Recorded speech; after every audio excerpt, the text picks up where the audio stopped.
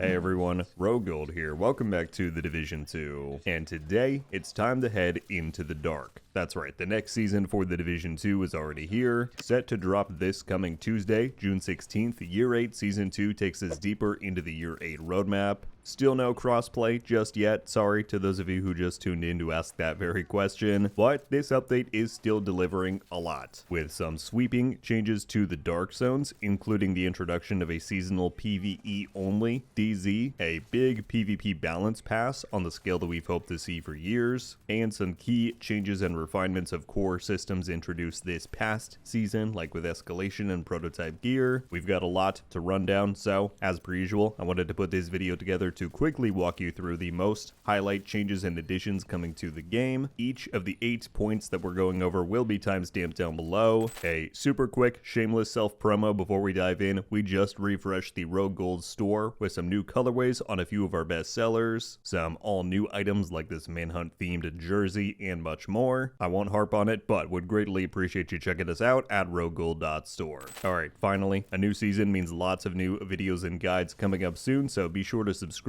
if you're not already so as not to miss out. But without further ado, let's get into the breakdown.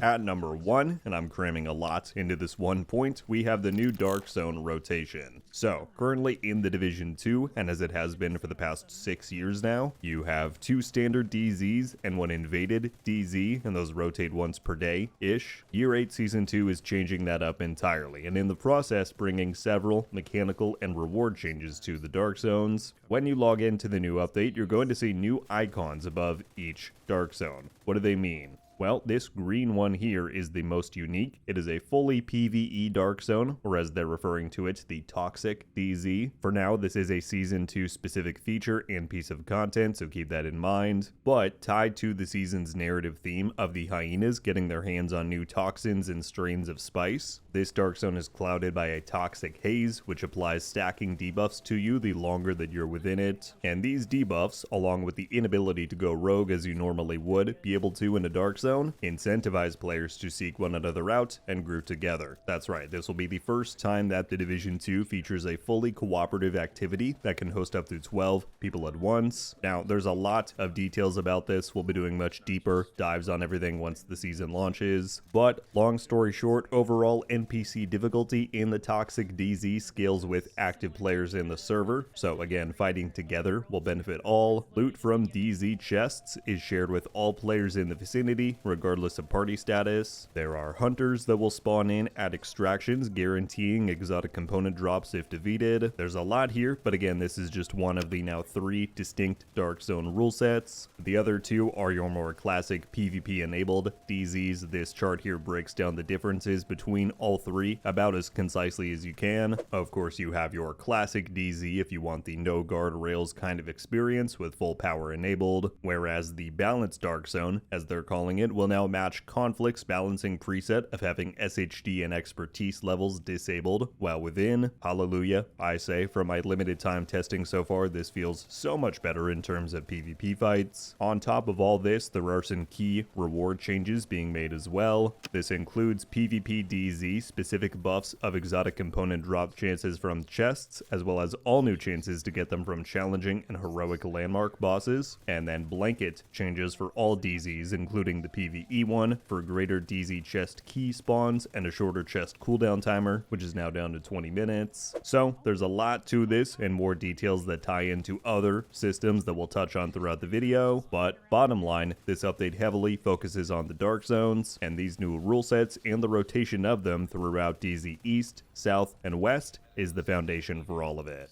Moving on to number 2, likely my most anticipated part of this update, we have PvP balancing. This one is pretty straightforward. After years of waiting to see any kind of significant balancing done to PvP, we are finally getting just that. Now, for this first phase, as they're calling it, the focus is on weapon talents, gear sets, and exotic talents, but that alone takes up pages upon pages of changes that are coming to PvP. To emphasize, all of these balancing changes done only apply to the the Dark Zones and Conflict, and while this does include the new PvE DZ, that is the only PvE environment these touch. Everywhere else in the game is unchanged. Just to give you a few examples here, the Quick Step is getting cut down to only a 6% movement speed buff. Sorry to all of my track stars out there. Umbra will no longer dominate Conflict's hide-and-seek nature, with its RPM and crit damage bonuses being reduced. The Pestilence now ticks 4 less and spreads less aggressively. Imagine one debuff no longer completely shutting down a squad just because they're out of armor kits. We would be here all day if I went through each and every change that is coming. The point is, the vast majority of overpowered items in today's metas are being dealt with, and many other things being tweaked in reaction to that. And this is a first step in bringing PvP back to the level of fun that it has the potential to achieve. The team has confirmed that subsequent balancing phases are in the works, with passes on skills as well as attributes aiming to launch sometime later in Season 2. As I said, this is what I am most excited for in this update. PvP has needed this kind of care and correction for a long time, and alongside all of the Dark Zone changes as well, I truly hope that this can be a fresh start for this side of the game.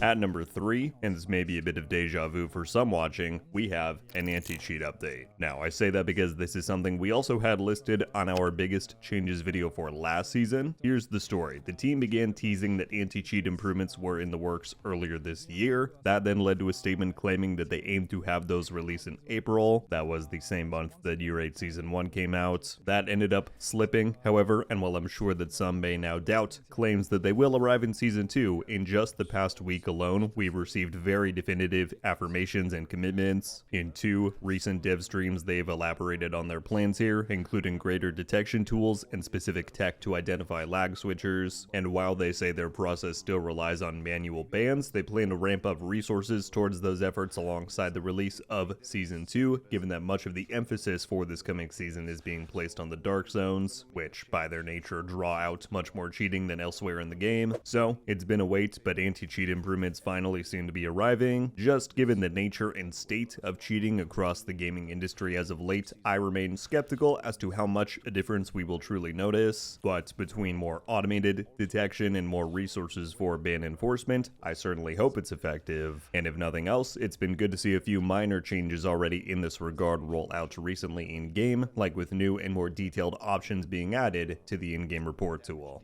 Shifting gears a bit now, at number 4, we've got changes coming to Escalation and Prototype gear. If you've been around in these recent months, then you'll know that these 2 topics were the largest for the entirety of Season 1. Lots of mixed reception on their launch, lots of tweaks made during the course of the season since then to address feedback. Season 2 is now delivering a few more key changes along those lines, which I wanted to highlight here. Starting with Escalation, one of the biggest topics here in recent weeks has been that of escalation tokens, how many of them you obtain, what risk the leader is putting into a run versus the payout they get, and while unfortunately protections against token loss on server disconnects, for example, is not something we are getting with Season 2, although the devs have acknowledged that this is an issue that they're trying to find a solution for, what we are getting is a token rebalance, which is outlined in this chart here. There's no comparisons here to the live game, but the 2 biggest changes are that the cost to enter each escalation tier has decreased slightly, and now token reward emphasis has basically been flipped. In the live game, group members get way more, whereas party leaders get very few. As you can see in Season 2, leaders now receive more for their payouts, whereas group members will see a reduced yield.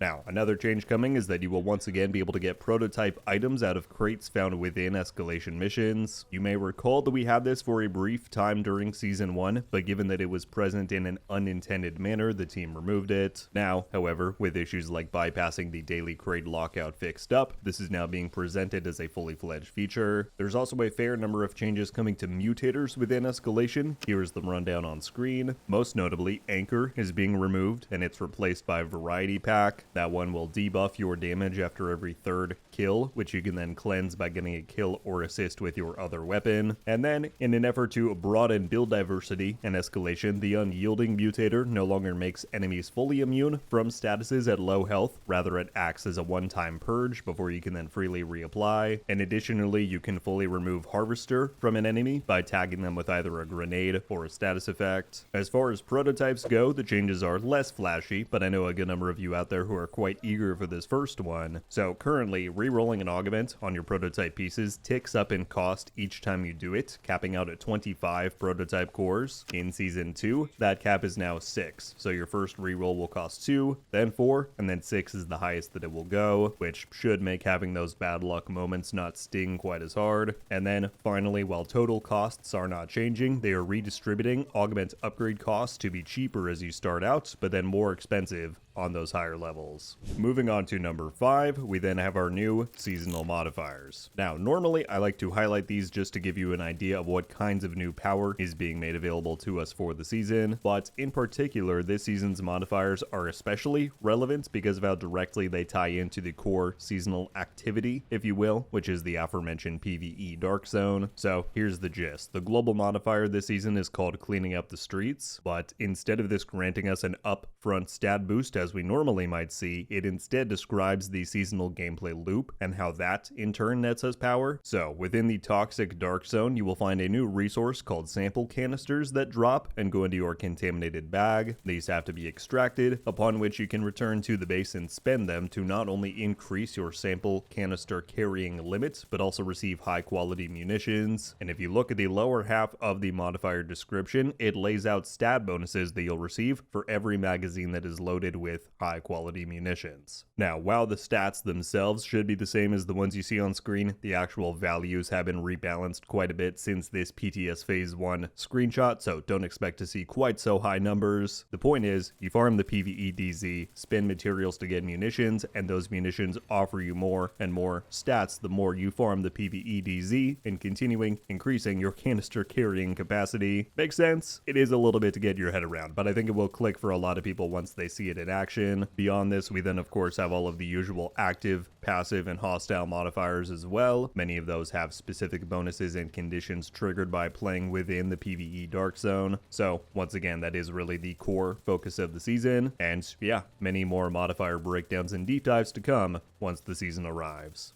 At number 6, we of course have our new items and gear. As with any season, there is a host of new things to go out there and collect. As per usual, though, I just wanted to rattle off some of what I think are the most highlight items here. At the top of that list has to be the Caduceus, which is a new or returning exotic AR that will be on the season pass. If you did not play it, the Caduceus actually originates from the Division 1, being one of the OG special weapons that we had in the game before the exotic rarity even existed. And now in the Division 2, its talent mirrors the perk that it had in Div 1 once it did get moved to being an exotic item. That being, very simply, critical hits repair you and your allies for 3% of the hits dealt damage. This one went through lots of debate on the PTS cycles. It received 2 different buffs. Many still wish that its healing value scaled off of skill stats to reflect how it was set up in the Division 1. Regardless, I expect to see a good number of these running around once Season 2 drops. The Benefactor is another one I've got my eye on. Into the Dark has a big healing focus gear-wise, and this chest piece is no different. It comes with perfect empathic resolve on a brand offering competitive one-piece values to repair skills from Alps, so I foresee this becoming a best-in-slot piece for any future initiative build that is focused on team buffs. The last one, then, that I'm quite interested to eventually mess around with is the Underboss, which is a new exotic SMG. This thing was only like half implemented on the PTS. This is the Climax exotic, so it won't be arriving for about another 2 months, but we did get a full view of its talent on the patch notes, which states that shooting applies a mark. You can only apply 1 mark at a time, but those marked enemies take 20% amplified damage. The neat part is that if people run multiple copies of this in your group, they can mark the same target to raise everybody's damage. Seems very similar in premise to Destiny 2's Rat King exotic, if I'm recalling what that does correctly. So it's a little bit of a gimmick item, especially given this is a Tommy gun archetype, but I have no doubt that somebody is going to figure out some crazy optimal 4-man underboss loadout.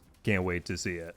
On to number 7, we have DZ vendor buffs. Again, another Dark Zone topic. I said we'd touch on it more throughout the video. This one didn't feel like it quite fit among what we had talked about previously, but thanks to the PvE Dark Zone being created, as well as the PvP ones being made more worthwhile with actual balancing occurring, the team took the time to enhance many of the rewards that we can purchase for our time spent pillaging. This includes the addition of prototype item caches, with those drops said to mirror the stat drops of a higher tier escalation mission. There's also now prototype core caches in here as well, in case you just need those. And then not only have the exotic cache costs been reduced from 170, but they've also added an exotic components cache, which costs you 120 DZ currency each and awards you 4 exotic components. That alone is going to be a pretty wild farm for those who can already farm the DZ pretty efficiently. It'll also be a worthy goal to work up towards as you farm the PvE DZ for seasonal progress. And in relation to all of this, one of my favorite changes they're making is that the balanced Dark Zone in particular, which is the one that has SHD and expertise disabled, it is receiving a 200% yield on DZ currency gain. So if you compare that to the live game now, that new exotic components cache would only cost you 60 Dark Zone currency. Again, if you're farming in the balanced DZ, I think that is a great way to offer those willing to risk PvP higher reward without locking anybody out or forcing people to play in places they don't want to with exclusivity. The bottom line is, not only will there be many new things to do in the Dark Zones, but they should hopefully feel a bit better to play and have greatly enhanced rewards waiting for you at the end of a session.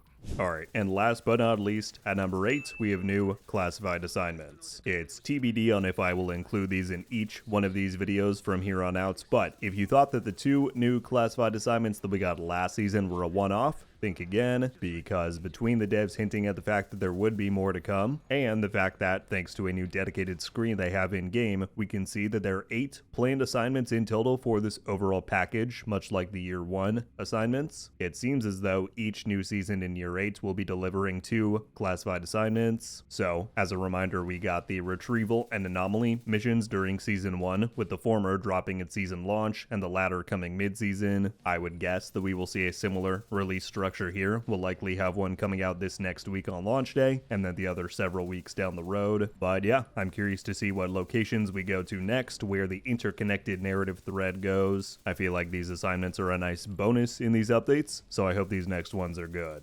Well, there you have it, everybody. That is your breakdown on the 8 biggest items coming alongside Year 8 Season 2, Into the Dark. As a PvP player myself, I cannot wait for Tuesday to arrive. I'm hoping that between the balance changes, the new DZ rule sets, the increased rewards, I'm hoping that the Dark Zone can begin to offer me those countless hours of engaging play as it once did years ago. We'll find out, but in the meantime, I'll be curious to see how the PvE Dark Zone shapes up and what the community's reaction to it is. On that note, let me know what you thought about all of the information that we covered today. What aspects of the update are you most interested in? What parts not so much? I'll be curious to hear everybody's thoughts. I will see you all back very soon for Into the Dark, but until then, my friends, RogueGold. Ow. Oh! We just got a Ravenous! Haha! I might not be friendly. Let's go. Coming to the Division 2. Let's go! And